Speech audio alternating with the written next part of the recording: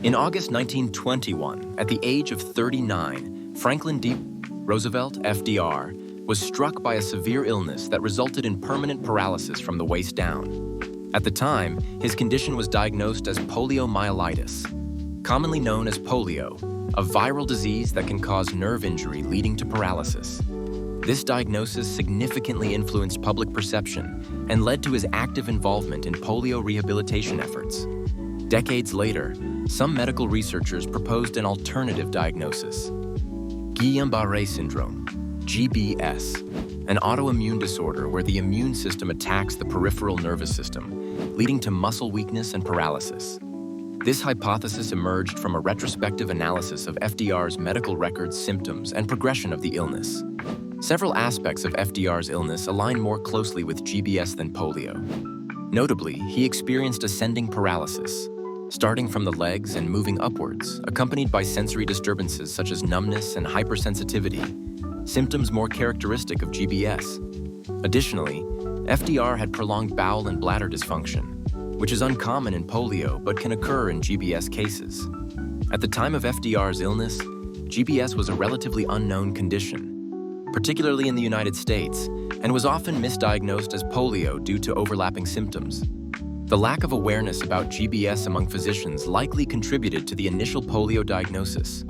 The debate over FDR's correct diagnosis has significant implications for historical understanding.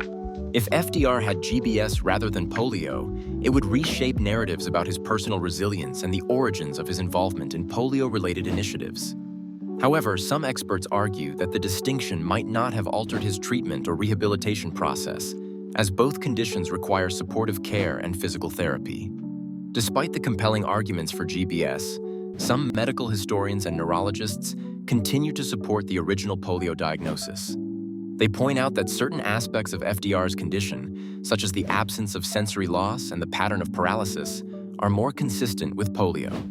Additionally, the physicians who treated FDR were experts in polio and based their diagnosis on the clinical knowledge available at the time.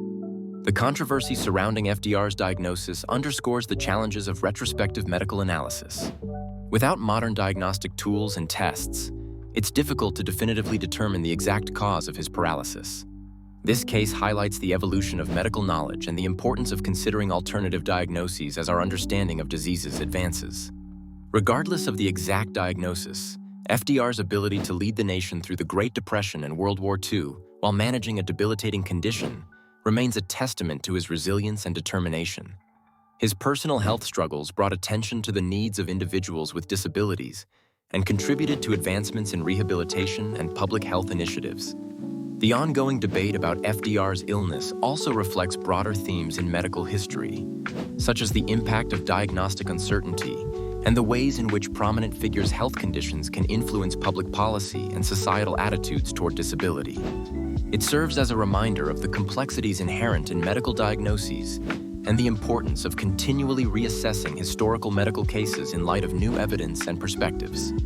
In conclusion, while the exact cause of FDR's paralysis remains a topic of scholarly debate, exploring the possibility of Guillain-Barré syndrome offers valuable insights into his medical history and the evolution of diagnostic practices.